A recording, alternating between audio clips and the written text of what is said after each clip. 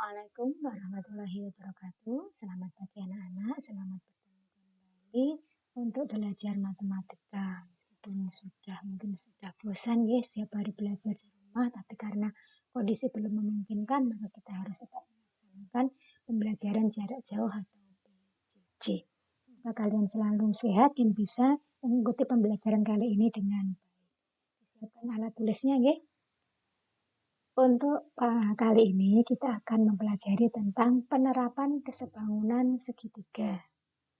Jadi kalau kemarin kita sudah belajar mulai dari pengertian dua bangun datar sebangun, dua bangun datar kongruen, dua segitiga sebangun, dua segitiga kongruen. Sekarang kita mulai pada penerapan kesebangunan segitiga. Tujuan pembelajaran kita kali ini adalah setelah nanti kalian mempelajari materi ini, kalian diharapkan bisa menjelaskan kesebangunan pada segitiga siku-siku. Kemudian menjelaskan kesebangunan pada segitiga dengan garis sejajar. Yang ketiga, menggunakan kesebangunan segitiga untuk menyelesaikan permasalahan sehari-hari. Kita mulai dari kesebangunan pada segitiga siku-siku. Jadi kalau segitiga yang sebangun, kemarin kalian sudah tahu nggih syaratnya perbandingan sisi yang bersesuaian itu sama atau senilai, kemudian sudut-sudut yang bersesuaian sama besar. Sekarang kita lihat ini. Misalnya ada segitiga A, B, C, siku-siku di titik A. Dari titik A dibuat garis tinggi AD. Sehingga karena ini AD garis tinggi, maka AD itu tegak lurus dengan BC. Dari gambar yang pertama ini kita melihat ada 3 buah segitiga siku-siku, yaitu segitiga ABC itu sendiri, segitiga ABD, dan segitiga ACD. Kita lihat dari segitiga 1, 2, 3 ini ternyata ada kesebangunan. Mengapa sebangun? Kita lihat sudutnya. Ini ada sudut siku-siku, ada sudut lingkaran, ada sudut silang.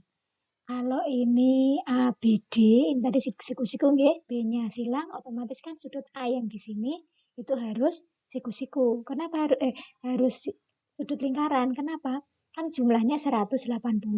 Kalau ini siku-siku berarti silang dengan lingkaran tuh kalau dijumlah sama dengan 90. Berarti ini siku-siku, silang lingkaran 90. Yang ini juga sama. Ini siku-siku, silang dengan lingkaran 90. Yang ketiga juga sama. Sekarang kita lihat kesebangunan pada segitiga ABC dan segitiga ABD. Gambarnya yang ini ya. Kita lihat, karena ini sudah diketahui sebangun, kita lihat pasangan sisi yang bersesuaian dengan melihat sudutnya. Misalnya AB, berarti AB itu bersesuaian dengan BD. Kemudian AC bersesuaian dengan AD. Sisi miringnya BC bersesuaian dengan AB. Ditulis seperti ini. Nah, kita hanya menggunakan dua perbandingan saja. AB dibanding BD sama dengan BC dibanding AB. Jadi yang tengah tidak kita pakai di sini. Kalau kita punya persamaan dalam bentuk seperti ini, maka cara menyelesaikannya adalah dikalikan silang. AB dikalikan AB itu AB kuadrat. Kemudian satunya BD dikalikan BC. Berarti dari sini kita mendapatkan persamaan baru AB kuadrat sama dengan BD kali BC. Itu yang pertama.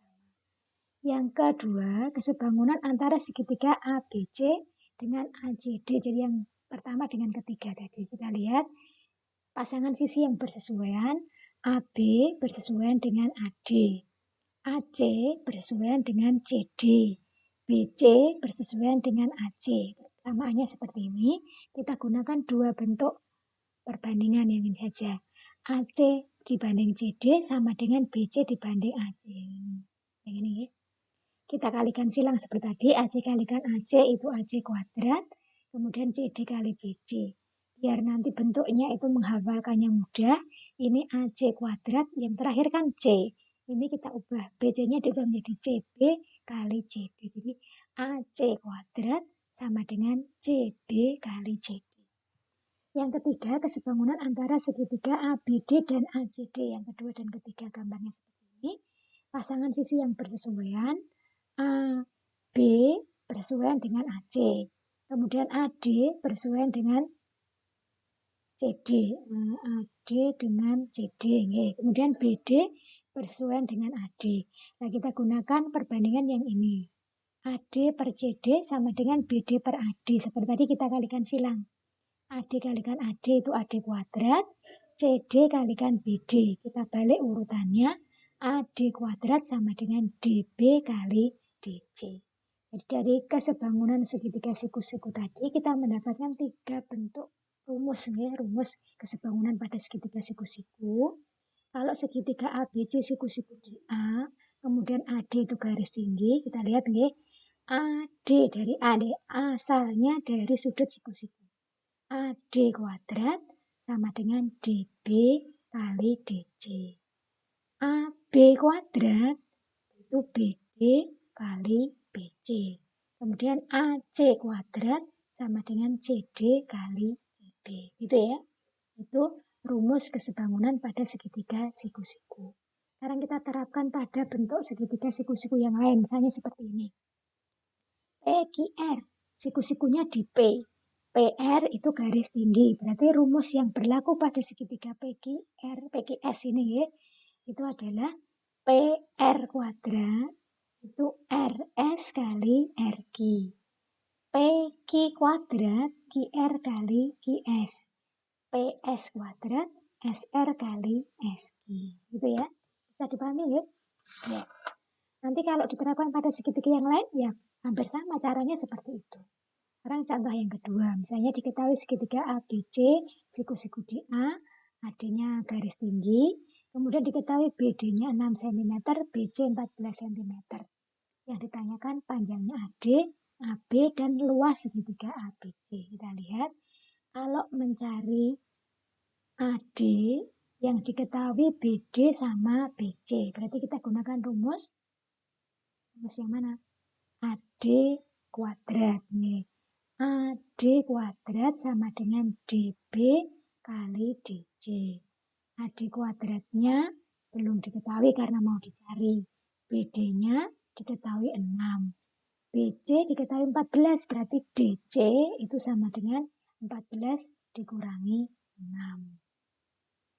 Berarti AD kuadrat sama dengan 6 kali 8, atau AD kuadrat 48, berarti AD akar dari 48, itu 48, 16 kali 3, berarti kalau disederhanakan 4 akar 3.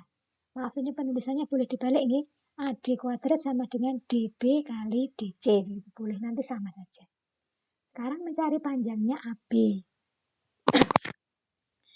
Gunakan rumus kesebangunan AB kuadrat sama dengan BD kali BC. BD-nya sudah diketahui 6, BC-nya diketahui 14. Berarti AB kuadrat sama dengan 6 kali 14 atau 84. Maka AB akar dari 84. Misalnya bisa disederhanakan, boleh kalian sederhanakan. Kalau tetap ditulis akar 84 juga boleh. Nah, sekarang kalau mencari luas segitiga ABC, luas segitiga kan alas kali tinggi dibagi 2. Alasnya boleh kalian pilih AB, boleh dipilih BC. Sama aja kan? Kalau alasnya AB, kita harus menghitung dulu panjangnya AC. Karena AC belum kita hitung, kita boleh menggunakan alasnya BC, tingginya AD. Jadi luas segitiga ABC, BC kalikan AD dibagi 2. BC-nya 14, AD-nya 4 akar 3. Berarti ini 14 kali 4 akar 3 dibagi 2, itu sama dengan 28 akar 3, satuannya cm persegi. Itu penggunaan kesebangunan pada segitiga siku-siku. Bisa ya? Oke. Nanti dibaca-baca lagi, maksudnya contohnya diulang lagi. Sekarang berikutnya segitiga dengan garis sejajar. Misalnya diketahui segitiga ABC, kemudian DE itu garis yang sejajar dengan AB. Kemarin sudah kita pelajari seperti ini. ABC dengan DCE itu adalah segitiga yang sebangun karena memenuhi syarat sudut, ya. Karena kalau ini sebangun, berarti kan perbandingan sisi yang bersesuaian itu kita lihat CD dibandingkan CA, CE dibandingkan CB, DE dibandingkan AB. Kalau ukurannya ini A kecil, B kecil, C, D, E, F kecil-kecil ya. Berarti kalau ini kita tulis dalam ukuran CD itu A, CA itu A ditambah B, CE itu C, CB-nya C ditambah D. bentuk perbandingannya seperti ini. Nah, sekarang kita lihat yang bentuk perbandingan yang ini saja. A per A ditambah B sama dengan C per C ditambah D. Seperti tadi, kalau ketemu bentuk seperti ini, bisa kita kalikan silang. A kalikan C ditambah D sama dengan C kalikan A ditambah B. Kita selesaikan. Ini AC ditambah D sama dengan CA itu AC ditambah BC. Karena ini sama-sama punya AC, AC-nya boleh dihilangkan. Kurangi ya. Berarti kita dapatkan AD sama dengan BC. Bentuk terakhir ini boleh kita ubah. Misalnya kedua ruas dibagi dengan BD. Jadi bentuknya seperti ini. Ini yang D dengan D kan hilang, tinggal A per B. Kemudian BC dengan BD, B-nya hilang, tinggal C per D. Berarti kita mendapatkan bentuk baru, A dibagi B sama dengan C dibagi D. Kalau kita lihat pada gambar, kita lihat ya, perbandingannya A dibanding B sama dengan C dibanding D. Ternyata seperti itu. Atau kalau kedua ruas tadi dibagi CD, maka A dibagi CD, itu D-nya hilang, berarti A per C. BC dengan CD, C-nya hilang, menjadi B per D. Untuk dapatkan A dibanding C sama dengan B dibanding D. Berarti pada segitiga dengan garis sejajar, perbandingannya tidak harus kecil dibanding besar, tapi juga berlaku ini. Kiri dibanding kiri sama dengan kanan dibanding kanan. Atau boleh kiri dibanding kanan sama dengan kiri dibanding kanan. Gitu ya. Jadi pada segitiga dengan garis sejajar, selain berlaku rumus yang atas ini, juga berlaku rumus yang bawah. Kiri kanan kanan atau kiri kanan kiri. Sekarang kita lihat pada contoh. Diketahui segitiga ABC, DE sejajar dengan AB. Panjangnya AB 18, panjangnya DE 12. CD panjangnya 8. Dan BE-nya 6. Yang ditanyakan panjangnya AC atau CA. Jadi kalau mencari panjangnya CA, itu kita gunakan perbandingan CD dibanding CA sama dengan DE dibanding AB. Masukkan 8 dibanding CA sama dengan 12 banding 18. Dikalikan silang, berarti ini CA sama dengan 8 kali 18 dibagi 12. Atau CA-nya ketemu 12 cm. Kemudian mencari panjangnya AD. Kalau CA panjangnya 12, CD 8, maka AD sama dengan 12 dikurangi 8 atau 4 cm. Kemudian yang C, kalau ini mencari panjangnya CE yang ini ya, kita gunakan perbandingan. Tadi kan sudah diketahui AD sama dengan 4 ya, berarti boleh pakai perbandingan kiri banding kiri, kanan banding kanan, atau kiri kanan. Berarti ini kita coba CD dibanding AD, berarti CD dibanding AD, maka sama dengan CE dibanding EB.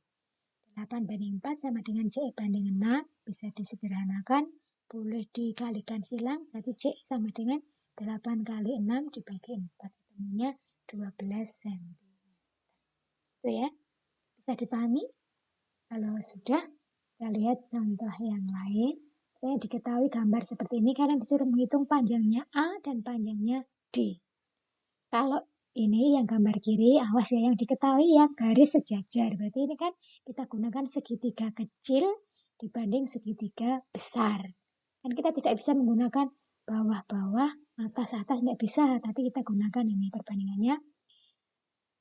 6 yang kecil dibanding 6 tambah 3, 9. Sama dengan 4 dibanding A. Kita kalikan silang, 2 kalikan A sama dengan 3 kali 4, 12. Maka A sama dengan 12 bagi 2 atau 6. Yang kedua, awas ini yang diketahui yang pinggir nih, berarti kita bisa menggunakan perbandingan D banding 6, kiri banding kiri sama dengan 4 dibanding 8. Bisa disederhanakan 4 banding 8 itu setengah, baru kalikan silang, 2 kali D sama dengan 1 kali 6, atau D-nya 6 dibagi 2 sama dengan 3. Itu penggunaan kesebangunan pada segitiga dengan garis sejajar. Bisa ya? Berikutnya itu memecahkan masalah yang berkaitan dengan kesebangunan. Banyak masalah sehari-hari yang ternyata berkaitan atau bisa diselesaikan dengan kesebangunan segitiga. Misalnya ini. Diketahui seorang siswa tinggi badannya 150 cm menghadap tiang bendera pada pagi hari yang cerah. Panjang bayangan siswa 2,5 meter, panjang bayangan tiang bendera adalah 6 meter. Tentukan tinggi tiang. Ini kalau langsung dikerjakan mungkin kesulitan, bisa kita gambar. Yang harus ingat pada jam yang sama, bayangan itu sebanding ya. Berarti kalau ini orang atau siswa, ini bendera, kemudian nanti bayangannya ini bayangannya siswa, yang dari sini ke sini bayangannya bendera. Berarti kan membentuk segitiga dengan garis sejajar. Kita masukkan ukurannya, ini tingginya siswa DE 180 cm. Tingginya AB, tingginya tiang belum diketahui. Panjang bayangannya anak 2,5 meter atau 2,250 cm. Kemudian panjang bayangan tiang bendera 6. Seperti ini sebetulnya boleh tidak usah disamakan satuannya, boleh ya, maksudnya oh yang ini senti, atau ini meter kan sudah sama. Tapi boleh semuanya diubah menjadi sentimeter. Perbandingannya AB dibanding DE, ini AB dibanding DE sama dengan BC dibanding CE. Atau T banding 150 sama dengan 600 dibanding 250. Kita kalikan silang, 250T sama dengan ini, bisa disederhanakan ya. Nah, ketemu T-nya 360, berarti tingginya tiang itu 360 cm atau sama dengan 3,6 meter. Contoh yang lain, diketahui sebuah bingkai. Bentuknya persegi panjang, ukuran tepi luarnya 30 cm x 20 cm. Lebar kayu untuk bingkai itu 3 cm, jadi kiri kanan atas bawah semuanya 3 cm. Pertanyaannya, apakah persegi panjang yang dalam dengan yang di luar itu sebangun? Nah, sekarang kita lihat. Kalau yang di luar ukurannya ini 20 dengan 30, yang di dalam, kita lihat panjangnya berapa? Panjangnya yang tadi 30 dikurangi atas 3, bawah 3, berarti 30 dikurangi 6, 24. Lebarnya 20 dikurangi 3 kurangi 3, 20 kurangi 6, 14 cm. Kita buat perbandingan, panjang banding panjang, lebar banding lebar. P1 30, P2-nya 24. L1 20, L2-nya 14. Sama tidak? Kita sederhanakan. Yang di sini 5 banding 4, di sini 10 banding 7. Ternyata tidak sama. Karena perbandingannya tidak sama, maka kedua persegi panjang ini tidak sebangun. Awas ya, jadi kalau ketemu gambar seperti ini, belum tentu itu sebangun. Harus dicek dulu sebangun atau tidak. Contoh yang berikutnya, diketahui gambar trapesium seperti ini. Kemudian diketahui PH ukurannya 12 cm.